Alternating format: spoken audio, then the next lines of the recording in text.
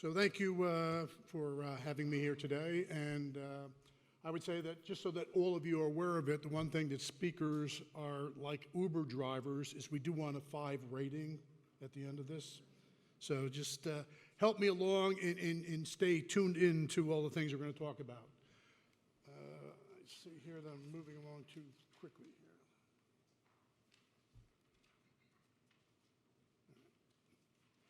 So again, the one thing I would say is, if you can't tell by my gray hair, I've been in this industry for a long time. This is my 4th decade in the industry. I'm now heavily involved with industry standard development. So I'm a subject matter expert specific to powered access equipment. I'm the chairman of the ANSI A92.22 Safe Use Standard.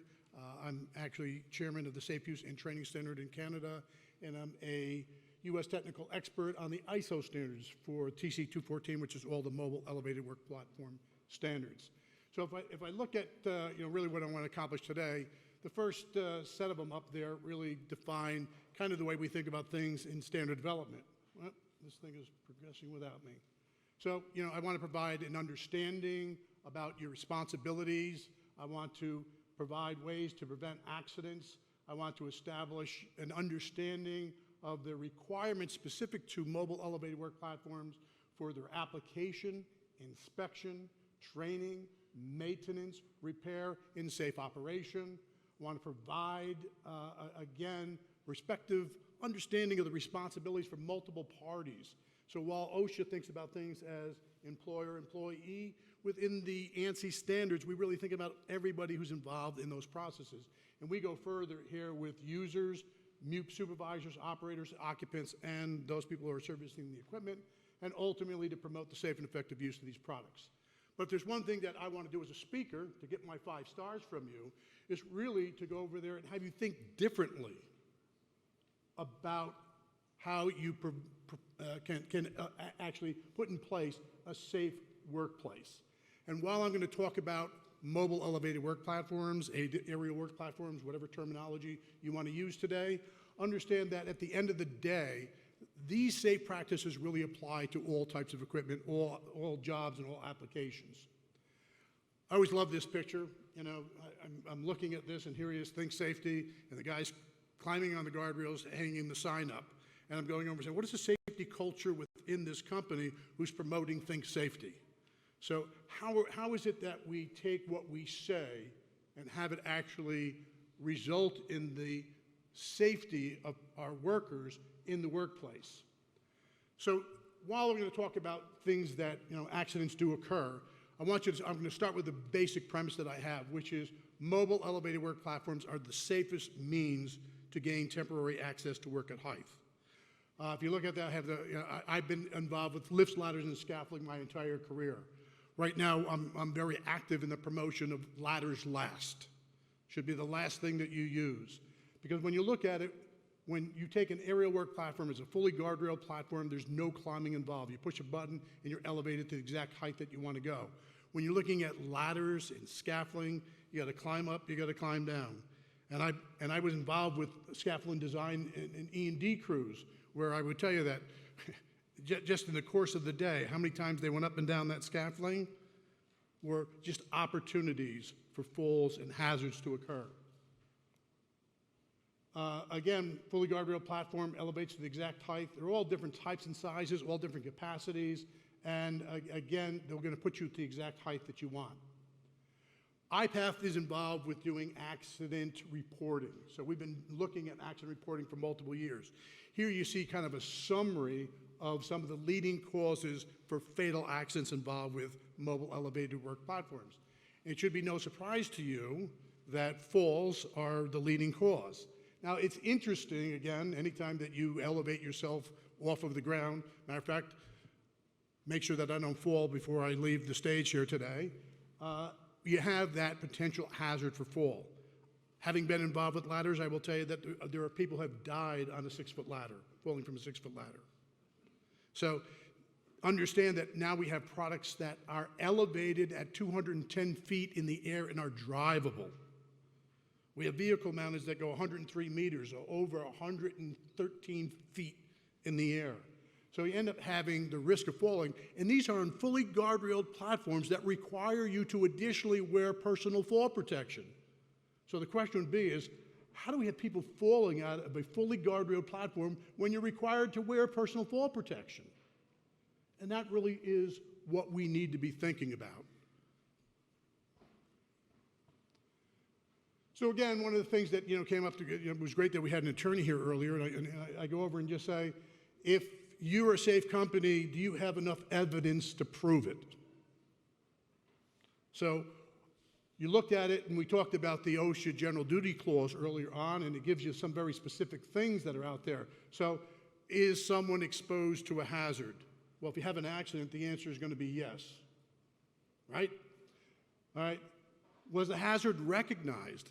And I'm going to go over it. I showed you that within the industry, we have identified accident investigations that go over there in detail all of the potential hazards that you should be mitigating when you're doing your safe use plans. Was it likely to cause death or serious harm? I can tell you anytime you get more than a foot off the ground, the answer is yes. And going back, and was it feasible?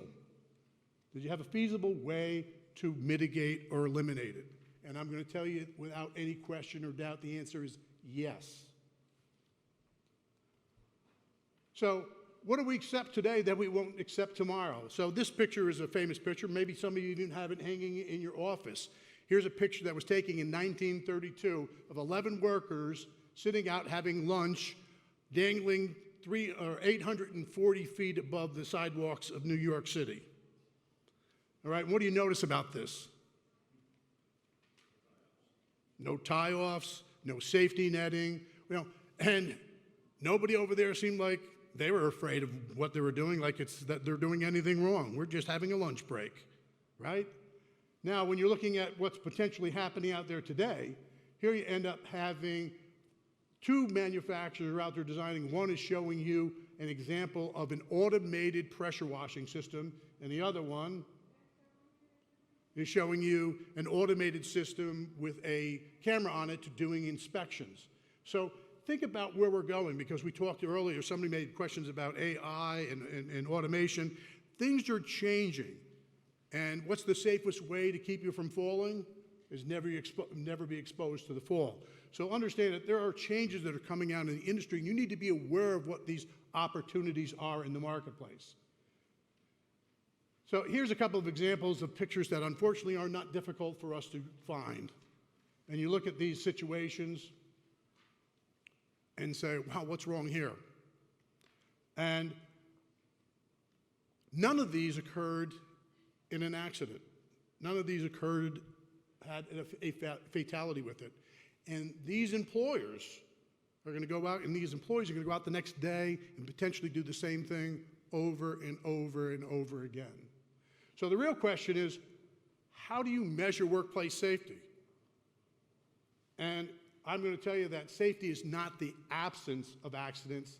Safety is the presence of defenses that prevent accidents. So all those pictures above there, they weren't pictures of a safe work site, were they? However, they're out there, and they're out there every day, and the more that they occur, we end up having the potential of things going wrong. So here, some people talked about this in an earlier presentation. Heinrich did a study back in the 1930s where he worked for an insurance company. He had exposure to lots of incidents that were out there. Everything's proceeding on its own. And what he found is for every one accident, he ended up seeing that there were a set of accidents with minor injuries, and some with no injuries at all. And then in the 1960s, Bird took that a step further. He worked for an insurance company. They look at over 3 million accidents from all various types of industries. And within that, Bird identified further that there were 600 near misses. And then further on with that, Conoco actually did a further study, said there are 300,000 unsafe acts for every fatal accident. Now, we can debate the accuracy of all of those numbers over there and know that they may be different from industry to industry, but understand the basic premise here is that there are lots of things that happen wrong before we end up with a fatality. There are lots of things that we don't even look at and see and prevent.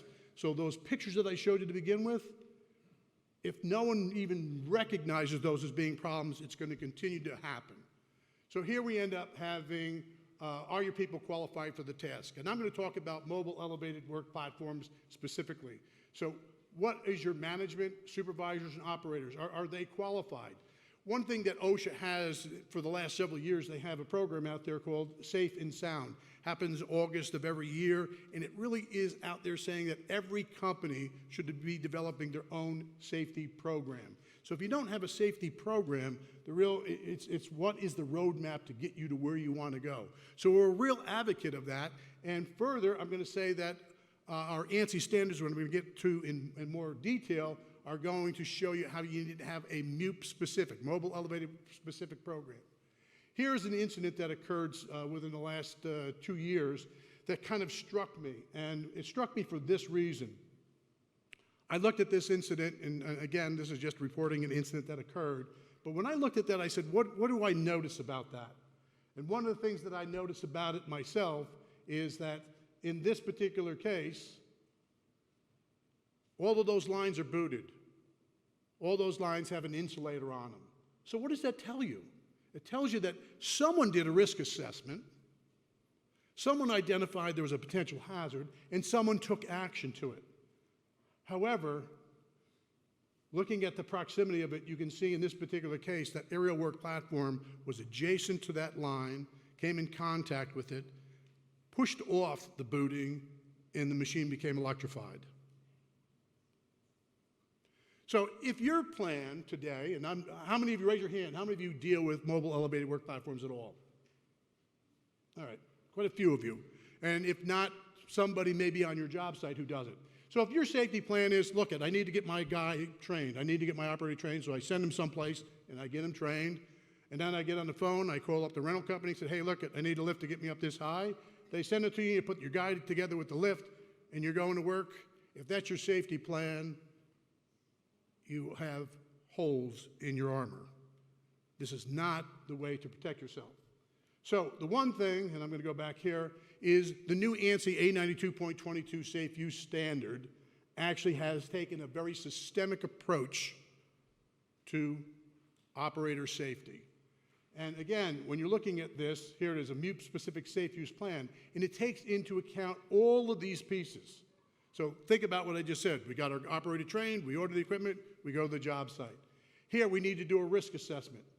In that risk assessment, we can identify the task and the equipment to be utilized for it. We need to make sure that the site has access so that we get the equipment in and out safely, it's prepared and maintained, that our personnel are properly trained, that the equipment is maintained, inspected, and repaired. In addition to, we have a thing called familiarization, which means that the operator is trained on a generic type of equipment, but familiarization gives him specific information on the model that he's using. So what are the control functions and operating characteristics of that machine? We need to make sure that we take care of the safety of other people in that environment. You know, it could be other trades who are working nearby. It could be just the general public riding by. We have to protect the equipment from unauthorized use. We need to make sure that in addition to all the things that we're thinking about that are specific to mobile elevated work platform, take into site-specific requirements. Obviously, we just talked about electrical over here. If we don't take care of some site-specific things, we have other hazards that are going to come into our plan. And then we need to make sure that we have trained supervisors to evaluate operators' proficiency on an ongoing basis, which relates to retraining. So once trained, never trained again. Again, we need to make sure that they're qualified in this ongoing inspection by a trained, qualified supervisor is a requirement. And then at the end of it, I would say that if it isn't in writing, it didn't happen. So if you don't document things, it's very hard for you to prove, especially in a lawsuit, what you did or what you didn't do. So I'm going to go through some of these things in a little bit of detail because I want you to really think about what you define a risk assessment to be versus how we define it within our standard. And again, we take a very systemic approach, full encompassing around all things that we're doing. So within the risk assessment, we have to identify the task to be undertaken. Think about that because I'm going to go into that in a little bit more detail. Then when we identified it, selection of the equipment and tools for the task. Then we have to assess the risk associated with the task, identify control measures to mitigate or eliminate them. Then we have to put in safe work procedures, rescue from height plans, and communicate the results. I highlighted 2 items on there because I think that those are 2 items that people woefully do inadequately. So in the first one here, when I go back to that, I'm going to refer to the identification of safe work procedures. Go back to that picture that I had of that accident in the beginning where we ended up booting the wires. What other safe work procedures should have been in place to prevent what actually occurred? Something's missing. And again, rescue from height. Think about that machine being hot. And then now we have a worker inside of that and we need to go rescue him. If someone runs up to that machine to go to the ground controls to try to lower him down, what do you think is going to occur? We have another accident on our hand. So again, making sure that we have a good rescue plan for all the situations that are involved is critical, and it must be timely. So again, when I talk about the task to be done, most of people who are mobile elevated work platform trained operators are not mobile elevated work platform operators by task.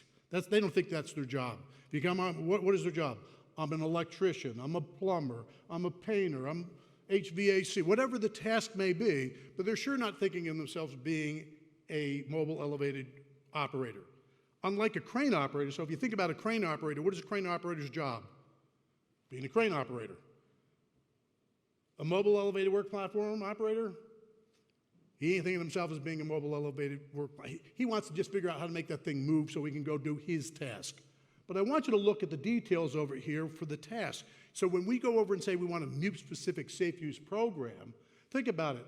First thing we're going to do is going to deliver and pick up that piece of equipment. Is it on the side of the road? Are vehicles coming by? How do I get that on and off safely? Is there any barricades I need to put up? All right. It needs to travel on site. I need to get from where I dropped it off to where the work is going to be. Are there any other vehicles or any other personnel going to be in the way when that machine is moving? What are the potential hazards that could be in place? Setup, operations, inspection and maintenance, monitoring, supervising, evaluation. Look at all these tasks that are in here. Fueling and everything that is part of that entire operation. And are there any potential hazards associated with them? And the answer is, of course. And if you don't have a safe use plan in place to think about these things and put them in place, you're never going to change your operations. So again, selecting the appropriate mobile elevated work platform, again, it sounds pretty simple, but again, today we have so many different types of equipment that are available in the marketplace, it's almost beyond your comprehension. We have capacity, height, reach, floor capacity, meaning what is it sitting on, all right? Ground conditions, rough terrain, flat, level surface, hills, what's the proximity to other?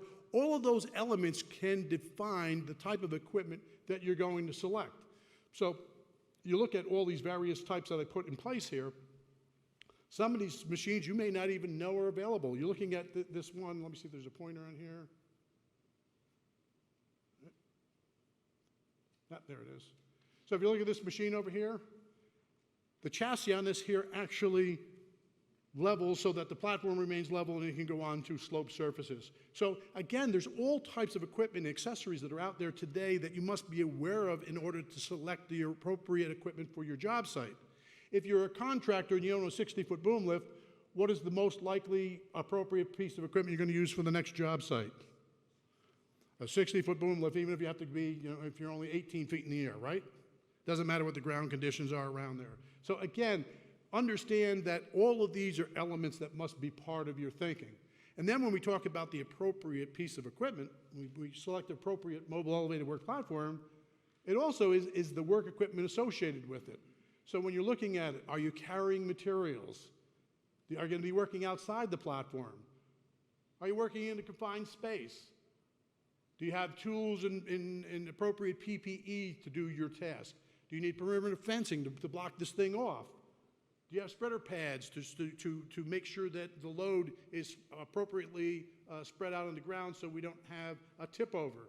Is it dark out, or what are the conditions over there? You may need lighting. So when you're looking at this again, anywhere from two-way communications, you need to make sure that when you're doing the selection, you're also incorporating in there the elements like PPE and accessories. Here is a new device that's out there. In our latest standards, we really understood that people are going to be working outside the work platform. They're doing it all the time. Can it happen safely? And the answer is it can, under a risk assessment and a plan to use it effectively. And this is one example of a manufacturer that now has a PPE anchorage on the outside of the machine. So again, following their rules and regulations, you can actually work outside the work platform. An example of the task, the work that you're doing, and proper selection of equipment. Innovation is rampant these days. Last 2 years, everybody's been sitting in the room, so everybody's been having a lot of time to think a lot more, I guess. So there's a lot of things that are out there in the marketplace today. So again, you look at lone workers, all right? There's alarms that are out there that if they don't move, and again, what does that have to do with a mobile elevated work platform? Because a lot of times these workers are out in the field working on their own, or they're up in the air working where no one else is paying any attention to them. They're in essence a lone worker that needs to have some protection. We end up having devices that go onto your hard hat that can actually be a proximity sensor for electrical. We now have machines that are out there that have an app that allow you to drive the machine from the app. So if you're going through a doorway, do you want to be ducking through and making sure that you're safe? Or is it more safe to go over there and take that machine and operate it from a remote control? And then again, crushing hazards, we call these things secondary guarding devices. Now we end up having sensors that are out there if you're in a confined space that actually will stop the machine in progression before you actually can get to the point where you have a crushing incident. So I talk about safe work procedures, and again, this is an example that again came from me thinking about that incident that occurred, and I said, wow, really what happens?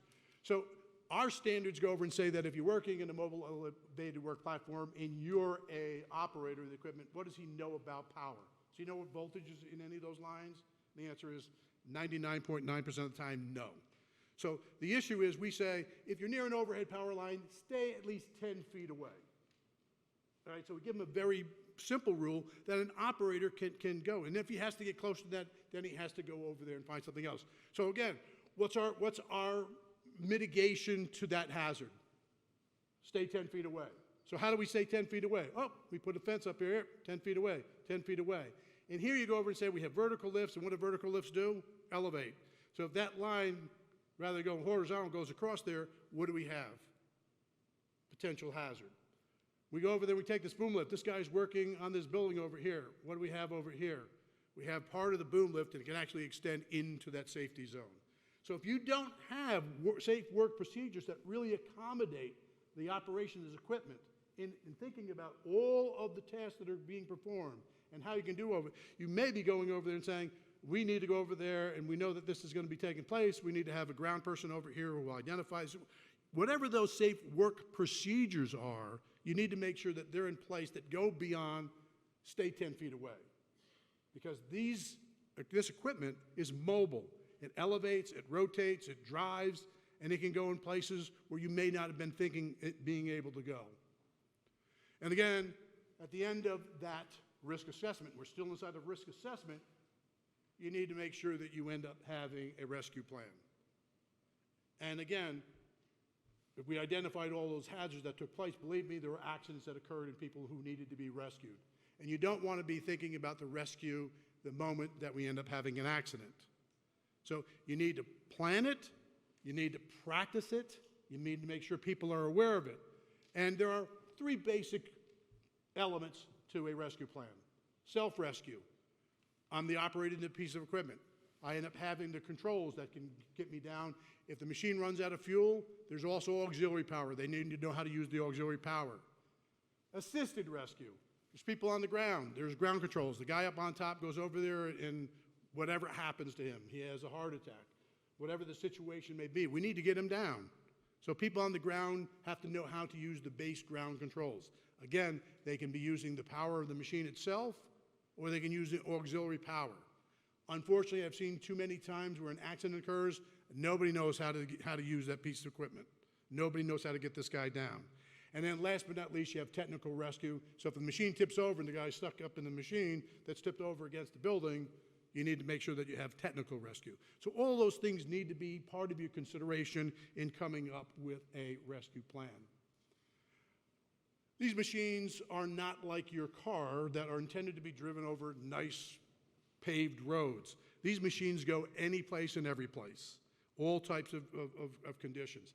In fact, we have machines that are over there, we say that's a 4-wheel drive, that's a rough terrain. And what does that mean? Really what it means, if you understand mobile elevated work platforms, it means it allows that machine to drive, not while elevated, into the rough areas to the area of work. You should not be driving these things elevated on these unprepared work site conditions. You look over this machine over here. I can't tell you how many pictures like this I have.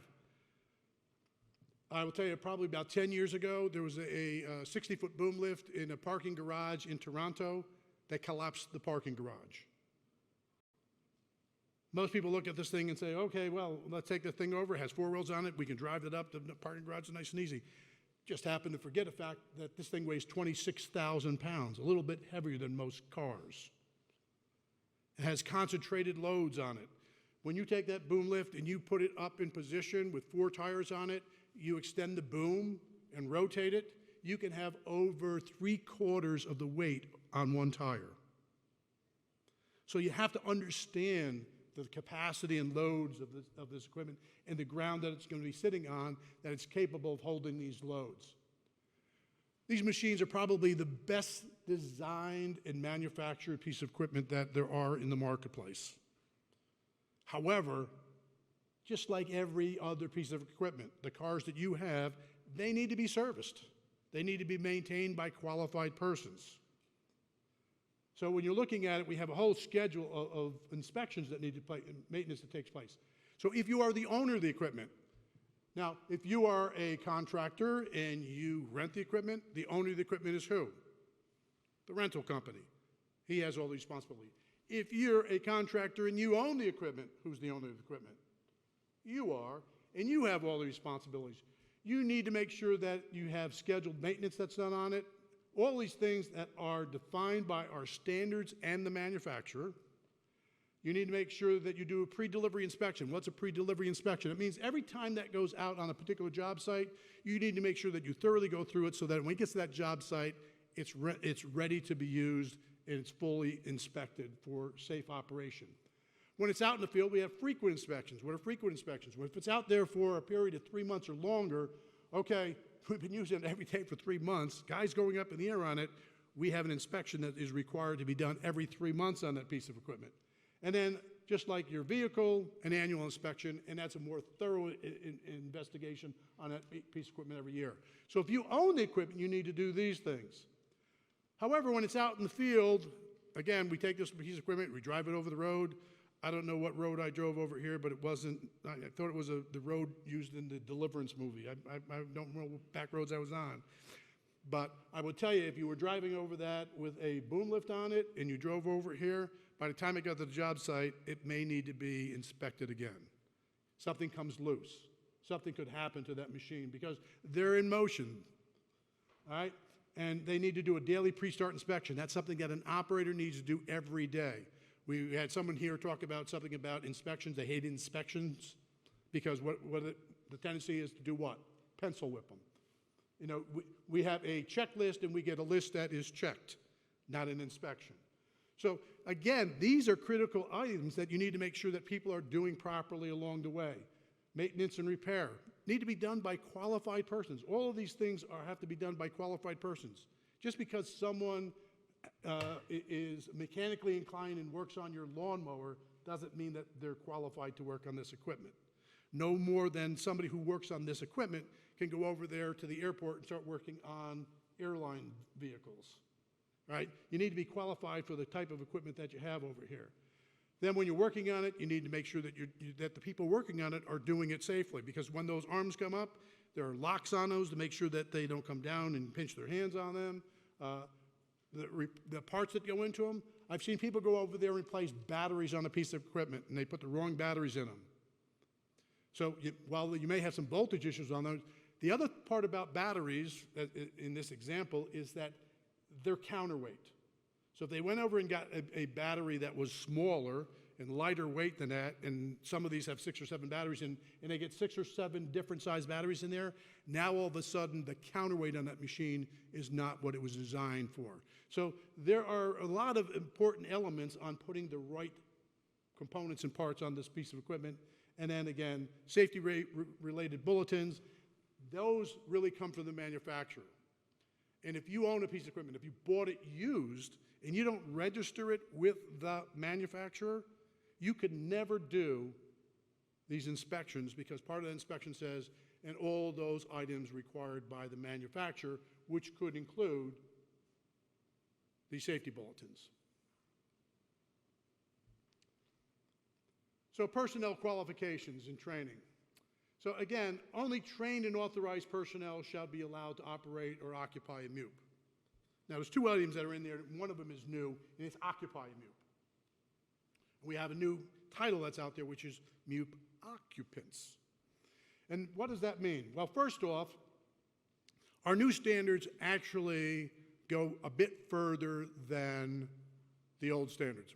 Our old standards had a single standard, and it had design, safe use, and training requirements with them. It says you need to train your people. Here's some of the stuff you need to train them on. Today we have a design standard, we have a safe use standard, and we have a training standard. What does it mean to have a training standard? It means that you are now going to follow a program that ensures that standardized training is delivered. So how many of you have gone out there and ever sent people to get operator training? Raise your hand if you've had operator training. All right?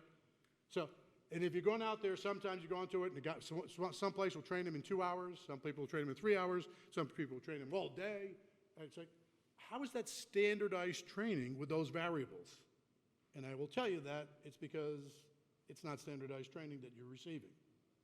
The training standard really defines clearly all of the aspects of what is required within it, from the administration, the paperwork, the content, before it used to say within this training standard, each trainee shall operate the piece of equipment for a sufficient period of time to demonstrate proficiency in the actual operation of the equipment. So that's a mouthful. But within that statement, it's very subjective. So how long is a sufficient period of time? And how are you measuring proficiency? The new standard actually has guidelines on both of those elements. Not so much on what's a sufficient period of time, but here's all the things that must be incorporated into that. Here's the content, and here is the guide on how to put all that stuff together. The other thing that's in here is we have occupant knowledge. So one of the things today is if you have operators who have been trained and they haven't been trained on how to provide occupant knowledge, they are not trained to the new standard. So, and that's one way of you measuring that. And what does that mean, occupant knowledge? Really what it says, we're not looking to make an occupant an operator, but it's saying that when they get in that work platform, they need to have the basic knowledge to work safely from that work platform. They need to know that if I'm on a boom type lift, I need to be wearing personal fall protection. I need to know that I have to take that fall protection and attach that to an anchorage provided by the manufacturer, not wrapping it around the guardrail or putting it on any place. It has to be an anchorage provided by the manufacturer. They need to know the load capacity of that platform, so they can't go over there and just keep throwing additional material in there and overload the platform. They can't be climbing on the toe boards to get a little bit higher. So they need to have some basic information about how to use that safely, and that's a new requirement. Again, we're trying to be very systemic about some of the issues that we see in the marketplace. And new is we now actually have a requirement for a MUP supervisor. Now, this has always been an intended requirement within the standards, because before we used to say you need to have qualified people who do all this stuff. Today we go over and say you need to have a supervisor. So who is the person who the owner, the employer, has defined to actually it's on the next slide, to actually supervise and monitor them on an ongoing basis? And that's the MUP supervisor. And there is a training requirement for that. There's training information and criteria in there, and that's generally going to be available. So that's a new thing. And lastly, it comes out to the thing with retraining. And when does retraining take place? And we actually define within the standard 5 different, when this happens, retraining should occur. So I love this picture. This is a great picture. You know, if you're a geek like me on mobile elevator platform, here's a picture of a 185-foot self-propelled JLG boom lift. So look at down there. Isn't that a great picture? So the question would be is, I went over and I trained my guy, and when you train them, are they trained on 185-foot boom lifts in the training classes? None that I normally see. Normally you're going to go out there and you're going to have a 19-foot scissor lift for what we call the 3A category, and boom lifts, they may have a 40 or 60-foot boom lift in there. And then we go out and we say, okay, now you go out there, and all you need to do is be familiarized with it. So we're going to take you, put you on take that machine out there, walk you around and say, okay, here's this machine, let me walk you around it, here's the control functions, here's the keys, see you later. Are you qualified to do this? Look at that job. Now, again, I'm anal when it comes to pictures and I'm looking at the stuff. And I'm looking at this saying, what don't I see down here? I don't see any way of protecting anyone on the ground from the movement of that machine. What do I see this guy up here and what's down here? This is a fully live operational street. You know, and again, he's 185 feet in the air. How many of your operators do you think are qualified to do this on that job? So again, not just moving it, but in this type of an application. So again, understand you, and you alone have the responsibility to deem who is qualified as an operator. Training by definition is the instructions to enable one to become qualified. And after they are trained and they are familiarized, you need to assess them to make sure that the job that you're in, the environment that you're in, the task that he's performing, he's qualified or she's qualified to perform. All right, retraining. And again, I go back here. Have trained and qualified supervisors to monitor, perform their performance, and make sure that they're compliant to that safe work program that you have in place. Here again, the one thing that's out here in the new standards, and whether or not you believe in ANSI standards, I will guarantee you that if that attorney was sitting over here, that attorney's going to know everything that's in those ANSI standards. And while OSHA may be going over and saying, well, that's not part of our equipment, that attorney's going to go over and tell you when an accident occurs, here's what the industry best practices are. This is what every manufacturer manufactures to. It's what's incorporated into every one of the manufacturer's operators' guides. It's what everyone who's in the industry follows. So if you ever go out there and you look at training, and they don't just say, this is OSHA compliant. They said it's OSHA and ANSI compliant. Now, I don't want to get too far afield on OSHA and ANSI, but OSHA was written in 1970. A scissor lift in the OSHA regulations is treated as a rolling scaffold tower. If you train someone on that piece of equipment as a rolling scaffold tower, you're in trouble. Your operator's in trouble. So understand that these standards really have a place in the marketplace. And what they also say over here is that they must be evaluated on an ongoing basis and documented. So again, keep this in mind on how you want to move forward with it. I'm going over there, and again, I love this picture here, which is, believe me, the guys who are in the field who are overseeing these jobs are the Superman. They're the people out there who are going to be out there observing what's going on, because your operator is going to go over there, and what's he going to be doing? You want me to get this job done? I got to get this job done. And if he's a painter, he's an electrician, he's a plumber, what is his focus? Getting that task done. And the safety of everything combined with it in a very systemic manner is that supervisor. Know that there are training courses out there today that are a requirement by the standard for MUP supervisors. Generally, they're an online course. They're available through multiple sources. IPATH has one, but there are other places out there who have those. And again, it's about 4 hours investment of your time to get them aware of the rules and regulations, all the things that I'm talking about here today, so they understand what they should be looking for. There's a requirement over there to make sure that the equipment is safe. So if you go over there and take that piece of equipment and you park it out back and you leave the key in and some kids get into this and go do damage, whose fault is it? So again, it really is going over there and saying that you need to make sure that you prevent it from unauthorized use.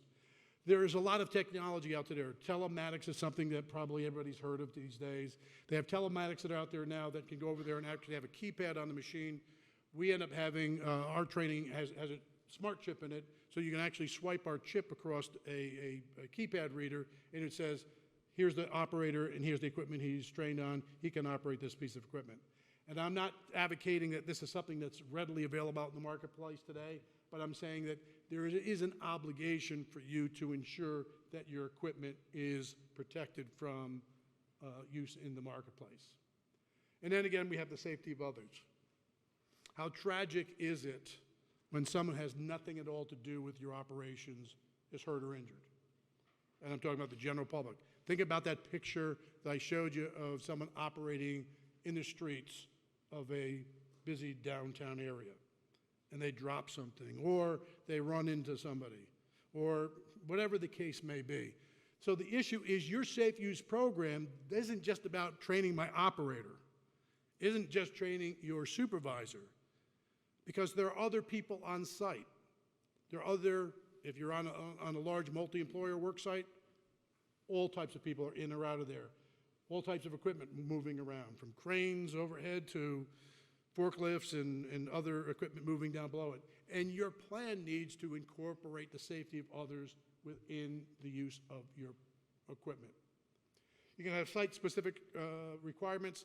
This goes beyond. It's like when we go over and we train on the equipment, there are things that we don't know about. So again, one thing I always point out is asbestos. If you're working on a job site and there's asbestos on it, you better know about cleaning the machine and having the safety of those people who are working there. So if you're using it in environments or in locations that have additional site-specific requirements, you need to make sure that that's incorporated into your safety plan as well. And at the end of the day, I go over and say, if you can't prove it, you go, well, no, we do it all the time. Did you do it this time? Well, probably. There are requirements within the standard for documentation. And within this, these are some of the examples that we have in here. Transfer of ownership, frequent annual inspections, pre-delivery preparation, service and repairs, training and familiarization. How many people familiarize somebody and document that these days? Probably not a lot. All right. Operator evaluations, again, a new specific requirement. Training, testing. So is all that being documented? Do you have access to it? Who's trained the person? All that information are specific requirements within the standards that should be documented. An interesting thing that I try to bring up is that within the standard and the back of it is within the training, they end up having this annex, which is non-mandatory annex. Now, if you've ever been in a court case before, and you have something in the standard that even says it's non-mandatory, should you be using it? It's probably a good thing. And if you're not using it, you had better be using all the things that are referenced within that referenced document. So again, the fact that it's out there, the fact that it's available, is a flag for you to be aware of. This is something that I need to consider having part of our program in training. All the things I just talked to you about are, as I said, part of that cloud picture that I gave you, which is developing a mobile elevated work platform, MEWP, MUP, Safe Use Program. It's a mouthful. There's a lot of detail to it. If you use this equipment every day, and you have all different types of equipment that are out there, and all different operators who are using it for all different types of tasks and all different types of job sites, should this be a thorough plan for you? The answer is undoubtedly yes. If you use a mobile elevated platform to change light bulbs once a year in a facility, do you have to have something that detailed? The answer is no. So, I mean, it's not like, it's something that can go out there and be one size fits all. But what we have done is we spent a period of time developing this MUP-specific safe use program guide. And it ends up going through all these things, the risk assessment, and all of these components that are in here. So if you go to our website, you can actually download that. It's part of the 5-star rating for free. And you now have this guide that can give you a summary and detail and tool to help you look at some of the things that you should be considering within your safe use program. So again, the 5A1 you already heard about. I already told you that you try to point at OSHA and you're saying, well, we're OSHA compliant. There's not a lot of OSHA in there. So I would suggest to you that you really concentrate on the use of the ANSI standards as being a very systemic approach to safe use of these products, and getting that program as a guide will be a great tool. Early on, I talked to you about the Heinrich and other safety triangles that are out there. As I told you, IPATH goes out there, and we have a site, and I encourage all of you to go to our website and report any mobile elevated work platform incident, because we take that information, and nerds like me who sit on all these standards, we use that information to try to enhance our standards, to make them better to ensure the safety of workers in the marketplace. They go out there and they impact people's training programs. They go out there and impact how manufacturers design equipment. So this information is very critical. And the thing that I point out is that we go over there, and it's easy for me to go to the newspaper and find an accident that occurred that's a major incident, and we can report those. You have to report to OSHA on serious incidents. So I go through all under 5,000 incidents every year and identify the ones that are mobile elevated work platforms, and I put those into those. And if you've ever read them, they're very generic. So it's not like we're looking for Joe Smith had an accident on this day. We're not doing accident investigations. We're reporting incidents that occur. So we know that we have a big problem with people falling out of the lifts, despite the fact that we have fully guardrail platforms and a requirement for them wearing fall protection. What does that tell you? We have a fully guardrail platform and a requirement to wear personal fall protection, and we still have people falling out. They're not wearing it. And what do you think that means to a guy like me who sits on these standards? I'm out here now advocating that we now put in the design standard, the requirement that we have an anchorage that the operator must put in, and if he's not connected, the machine's going to put off an alarm and not move. Do you see how this information can impact our industry and the safe use of these products? So again, IPATHaccidentsreporting.org. I encourage everyone, if you have an incident that's out there that you become aware of, you consider just going on there and reporting it. We're not looking for incidents about anything else in the world outside of powered access. So you just put it in. We're not looking for an accident investigation. We're looking for a report. This happened, and we put that information in. And here's my point here. When I look at it, we have this information. But if we look at the accident triangle, this is what that would look like. And this is what our reporting looks like. So all I'm putting out here is that we're missing a lot of information. And I go back to those pictures, those 5 pictures that I showed you in the very beginning, that showed people who are operating the equipment thinking nothing about what they're doing is wrong. And every one of those is a reportable incident. Every one of them. And if we don't see them, and we don't talk about them, and we don't report them, they will become habits. They will do that again and again and again. And I will guarantee you, while we can argue over the numbers, this number will never go down or maybe even climb if we don't start chipping away at all of this down below grade. You know, it's kind of like the iceberg. What's below that we don't see? So again, this is me encouraging you to help us as an industry report. Very simply, you go in there and it just asks for what's the date? When does it occur? We don't even want your name. Now, if you wanted to go on there and put your name into it and have it report for your own company, that could happen as well. But again, we're just looking for this basic information. We as an association, we're a nonprofit member association, and our mission is to promote the safe and effective use of this product. We're an international organization. We have things in lots of different languages.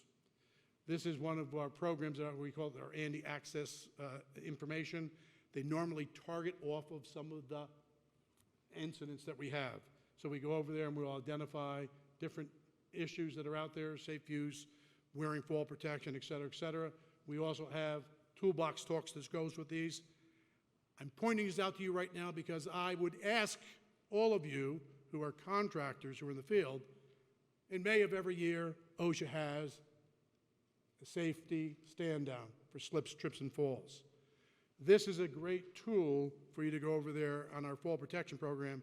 Take our posters, take our Toolbox Talks, get out there and promote this information on sites.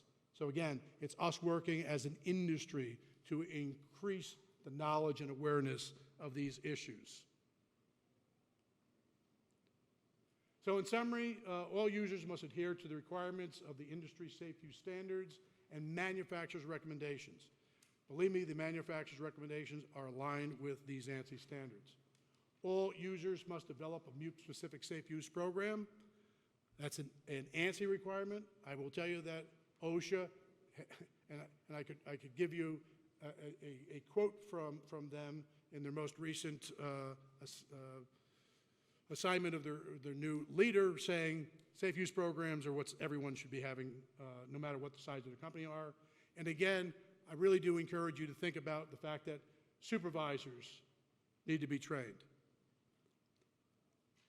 I would open the door by going over and saying we have a very simple program that's out there from lots of different vendors, including iPath, to go over there and give you an online course. It takes about 4 hours of investment. It probably costs about $99 on average to take that course. That's all, folks.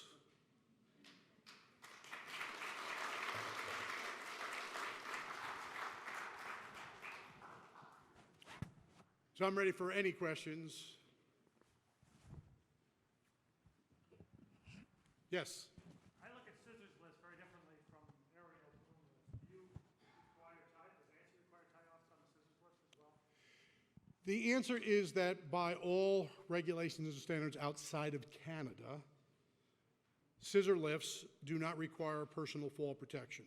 So to be very clear, the reason that boom lifts require fall protection in addition to the guardrails is what's known as the Catapult Effect. you end up having this platform that sits on the end of a beam, and from the physics of it, if you've ever been out on one and you move it too fast, that thing will shake.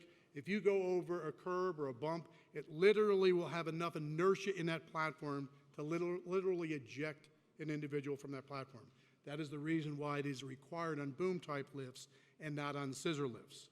However, our premise is always this, is that whatever a risk assessment deems is what you should be doing.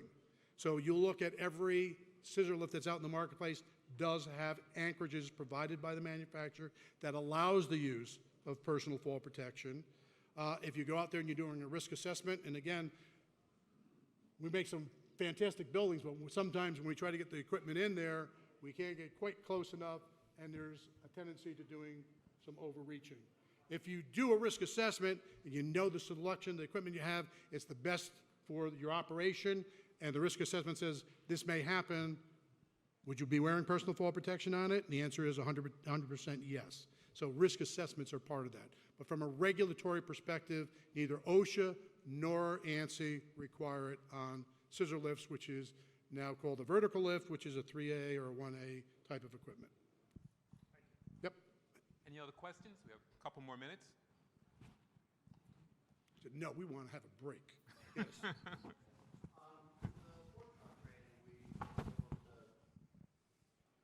With our fork truck training, we're able to train the trainer, and we can have our own staff train other fork truck operators. Is there such thing with mobile lifts or scissor lift? The answer is that the standards have a training standard, and as you have a qualified person who's able to comply with all the requirements within it, anybody who deems themselves as qualified can train other people. Anybody who has employees is capable of having someone become a qualified instructor or can deem themselves qualified. They can go over there and do that. I would only suggest to you that if you were going to plan to do that, I would go to one of the manufacturers or an organization who does this and have someone go through the instructor training to ensure that you go through this. I've seen the most recent program that came out in the marketplace and says, train the trainer, come over there and watch our video for 4 hours and come do a practical for 4 hours, and you go out and train other people. I will tell you that unless you're highly qualified going into that, the likelihood of you delivering compliant training to the standard is very low. Our instructor training program is 4 days, and you need to be pre-qualified before you enter it, because we're not going to make you a subject matter expert in 4 days. We're going to teach you on how to teach the training course. So the answer is there's nothing that would restrict you or anybody from doing that, and unfortunately too many people do it. Say, hey, I've been operating this for the last 20 years, and yeah, here's how you do this. You get on this thing and you push this button over here, and this is the emergency stop, and this makes it go forward, this makes it go in reverse. You got any questions? That's teaching someone how to make the machine move. It isn't teaching the safe and effective operations. Hopefully you saw through all the things that we talked about here, there's a very systemic approach to safety, and it's not just about making the machine move. As I said, I've watched trained operators drive a piece of equipment down a sidewalk and go through a vault and tip the machine over and get killed. He knew how to make the machine move. Wasn't aware of the potential hazards. And that's hazard awareness is really one of the critical elements that has to come into that learning. And again, there's lots of information that's out there, but for the most part, reading the standards isn't going to give you all the information. And last but not least, if you're interested in the ANSI standards, the most effective way for you to buy a copy of them is to go to the SAIAonline.org. They're the secretary of the standard, SAIAonline.org. And you go to ANSI standards, and within that, you can buy a copy of the Manual of Responsibilities. And the Manual of Responsibilities is an exact copy of the Safe Use and Training Standard, and you can buy them for $7.95 plus shipping. So if you're interested in getting it, matter of fact, I have one copy. Someone can steal that from me if I get 5 stars from you. 10 stars, thank you. All right, I have business cards here. I would tell you that I am here to support this industry, to promote the safe and effective use of it. If anytime you ever had any questions, tomorrow, the next day, next week, next month, please feel free to give me a call, make contact, and I'm glad to take your call. I work from home, so I'm always at work. So it's normally not hard to get a hold of me unless I'm out speaking like I am today. Thank you.